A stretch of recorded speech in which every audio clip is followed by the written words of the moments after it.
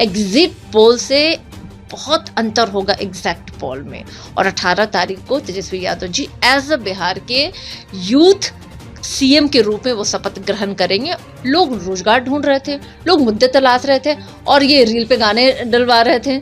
ये कह रहे थे कि 6 गोली छाती में मार देंगे, कट्टा की बात कर रहे थे मोदी जी ने कहीं किसी मंच पे कहा क्या कि रोजगार की बात, महिलाओं के सशक्तिकरण की बात या बिहार के विकास की बात। ये एग्जिट पोल जो है ना वो मीडिया के द्वारा एक क्रिएटेड है, मतलब एकदम अननेचुरल क्रिएशन है।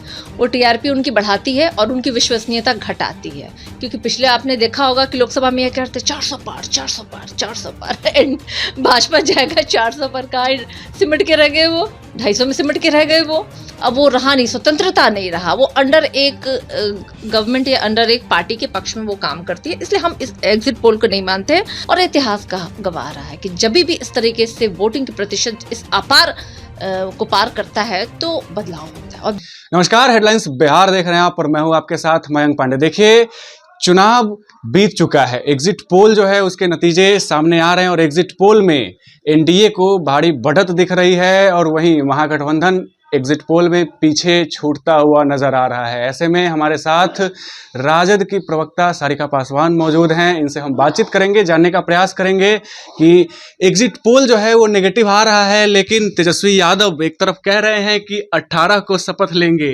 क्या राय? बिल्कुल 18 को शपथ लेंगे और बिहार की जनता का आशीर्वाद जो है तेजस्वी यादव जी के साथ है। सबसे पहले तो मैं बता दूं कि एग्जिट पोल और एग्जैक्ट पोल बहुत फर्क होता है। ये एग्जिट पोल जो है ना वो मीडिया के द्वारा एक क्रिएटेड है, मतलब एकदम अननेचुरल क्रिएशन है। वो टीआरपी उनकी बढ़ाती है और उनकी विश्वसनीयता घटाती है। कैसे? क्योंकि पिछले आपने देखा होगा कि लोकसभा में ये कहते 400 पार 400 पार 400 पार एंड भाजपा जाएगा 400 पर का सिमट के रह गए, वो 250 में सिमट के रह गए। वो तो वो लोगों ने देखा, विश्वसनीयता वहां खोई मीडिया ने। चौथा स्तंभ माना जाता है लोकतंत्र का उनकी। अब वो जो कहते हैं कि अब वो रहा नहीं, स्वतंत्रता नहीं रहा, वो अंडर एक गवर्नमेंट या अंडर एक पार्टी के पक्ष में वो काम करती है। इसलिए हम इस एग्जिट पोल को नहीं मानते हैं। हम उन मुद्दों को मानते हैं जो मुद्दों को लेकर के तेजस्वी यादव जी जनता के बीच में गए। और जो आपने देखा कि पहले चरण में लगभग 65% की वोटिंग हुई है और दूसरे चरण में 70% की वोटिंग हुई है। और इतिहास का गवाह रहा है कि जब भी इस तरीके से वोटिंग के प्रतिशत इस अपार को पार करता है तो बदलाव होता है। और 20 साल की एंटी इनकम्बेंसी जो है एनडीए की, वो इस बार जनता के बीच में थी। लोग रोजगार ढूंढ रहे थे, लोग मुद्दे तलाश रहे थे और ये रील पे गाने डलवा रहे थे। ये कह रहे थे कि 6 गोली छाती में मार देंगे, कट्टा की बात कर रहे थे मोदी जी ने कहीं किसी मंच पे कहा क्या कि रोजगार की बात, महिलाओं के सशक्तिकरण की बात या बिहार के विकास की बात। नहीं, मोदी जी का मुद्दा हमेशा लालू जी, तेजस्वी और कट्टा और मुजरा यही रहा इनका। लेकिन हमारे नेता ने इससे इतर हट करके रोजगार पलायन को रोकना, बिहार का विकास, माता और बहनों की सशक्तिकरण, इन विषयों पे बात किया और बिहार की जनता ने उन विषयों पे भरोसा करके ही वोट किया। और इसलिए हम कहते हैं एग्जिट पोल से बहुत अंतर होगा एग्जैक्ट पोल में। और 18 तारीख को तेजस्वी यादव जी एज अ बिहार के यूथ सीएम के रूप में वो शपथ ग्रहण करेंगे और भी कहे गए वादे के अनुसार बिहार के हर एक घर में सरकारी नौकरी और माताओं के खाते में 2,500 रुपये प्रति महीना। और इसके अलावा बिहार की विकास, वो उस दिन से एक नई गाथा जो है वो लिखी जाएगी।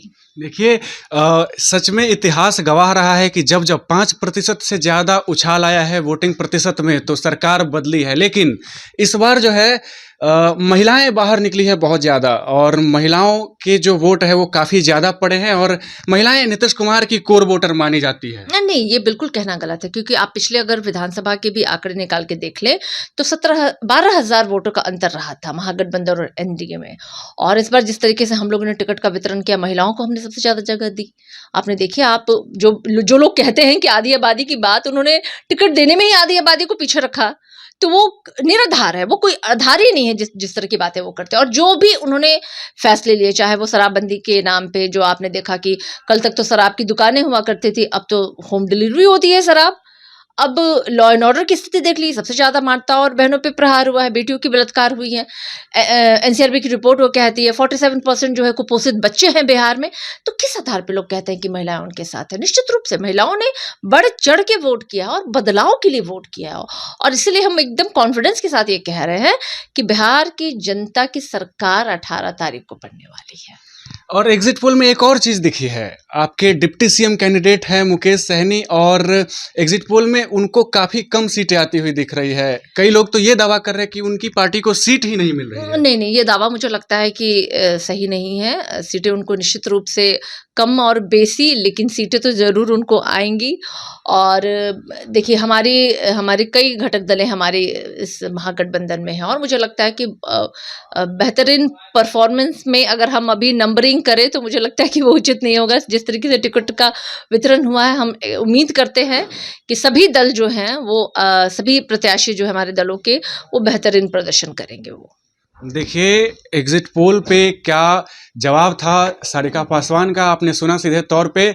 इनका कहना है कि एग्जिट पोल से काफ़ी अलग होता है एग्जैक्ट पोल, और एग्जैक्ट पोल जो है वो जनता लाती है, एग्जिट पोल मीडिया लाती है। मीडिया पे निशाने साधते हुए नजर आ रही थी सारिका पासवान। आपकी क्या राय है, कमेंट बॉक्स में हमारे साथ जरूर साझा करें, और तब तक के लिए बने रहे हमारे साथ और देखते रहे हेडलाइंस बिहार। धन्यवाद।